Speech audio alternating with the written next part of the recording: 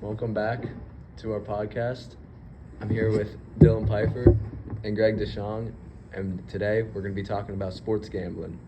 So, Dylan, why don't you get us started? What are your thoughts on sports gambling? Honestly, coming as a fan, I think sports betting makes the game a little bit more interesting. Intrigues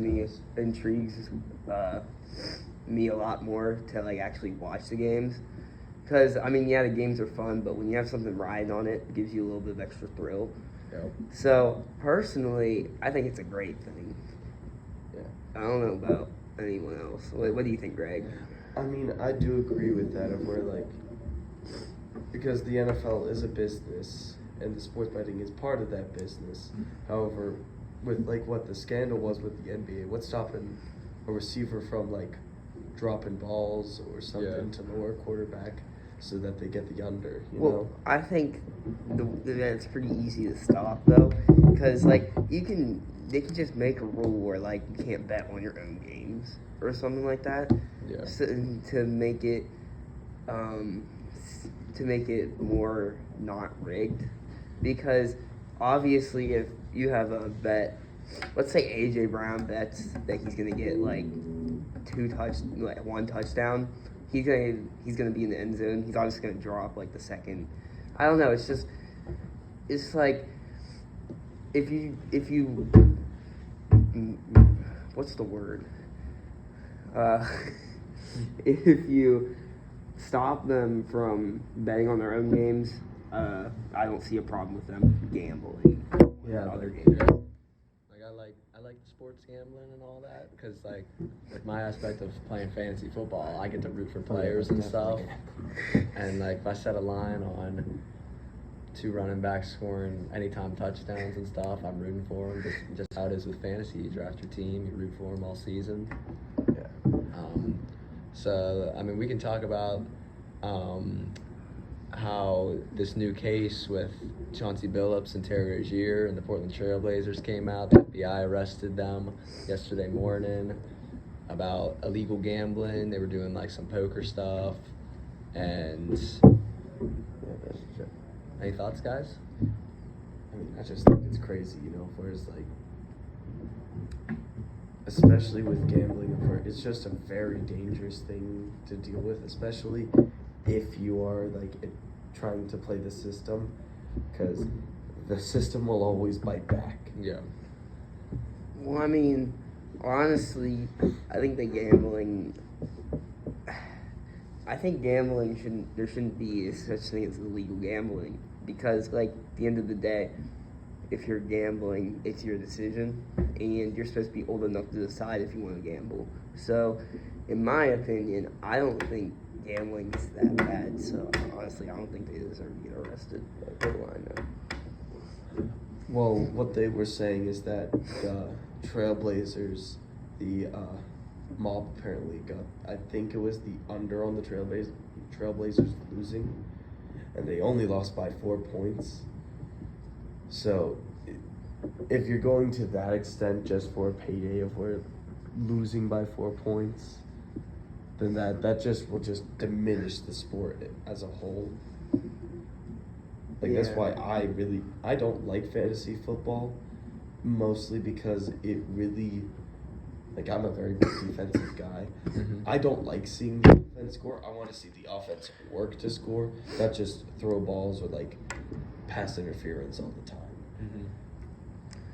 Yeah, I get that.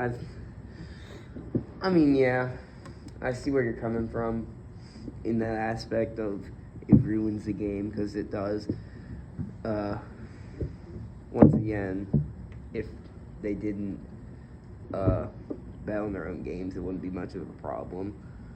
So, yeah, I get what you're saying, but honestly, these guys don't get paid enough that they're rigging the game to win even more money. I feel like Chauncey Billups, this man's got money. If you really need to be going out, Terry Rozier, this man was signing contracts for the Hornets and the Heat and whatever else other teams this man's played on.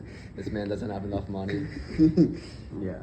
It's just greedy. The NBA players, I don't even know who it was last year, but Yeah. Someone from the remember Raptors. remember a couple years ago, James Williams got in trouble for that. Yeah, like Jameson Williams. Like something also relating back to a couple weeks of where like when Tyreek got injured, of where apparently they were also betting of where it's like somebody would get injured.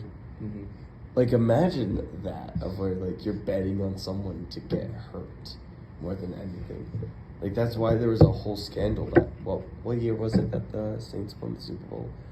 2009, I think. 2009. Yeah, the whole Bounty Gate thing. I mean, this is basically somewhat similar to it, except it's not with the players, it's outside sources.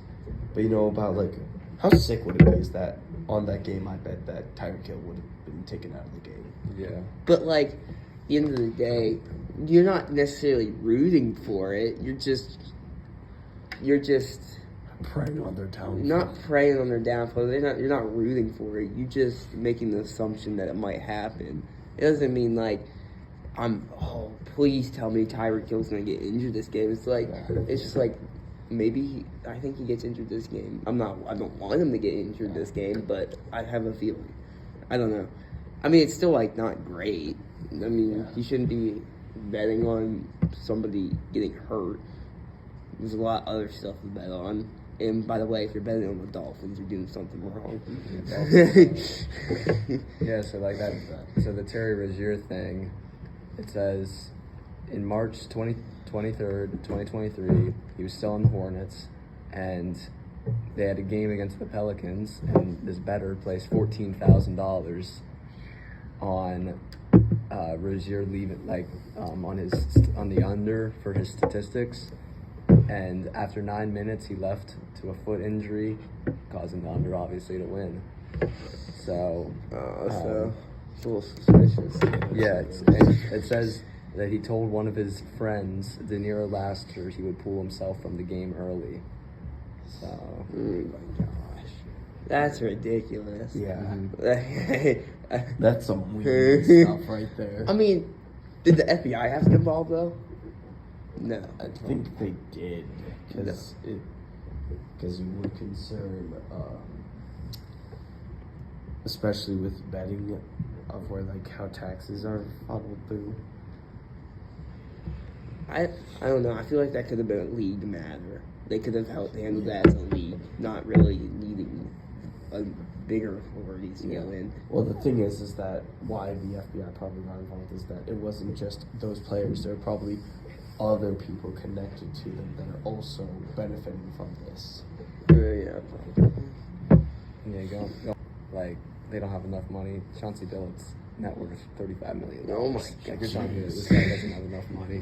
Yeah, he does not need to do that. That's crazy.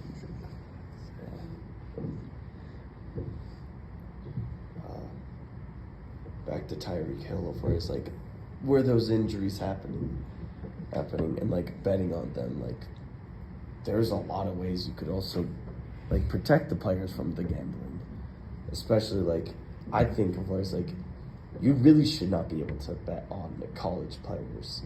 I mean, like they're not professional athletes; they're just it's not exactly like rec, but it basically is.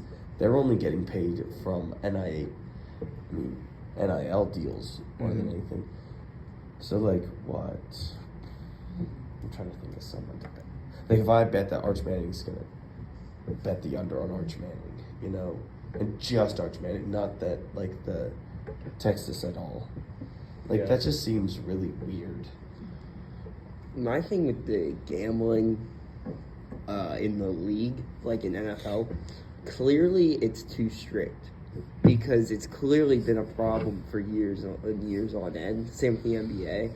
So if they let loose a little bit off of the gas pedal, it's not going to be as big of a problem. Yeah. So, and it's not working because people are still doing it and they're taking the penalties because they don't really care. So if they let off a little bit, it won't be as much as a problem, and I think less people would do it because when typically in the human brain, if you're told not to do something, you're gonna want to do it. Yeah. That's probably a lot of like that is where it's like yeah, I have $35 million, but I could gamble and all of this and make more money. Well, I like our thoughts on that. You know, that's been our podcast. You know, I thank you, my guests, Dylan Pfeiffer and Greg Deschamps, and we'll see y'all next week.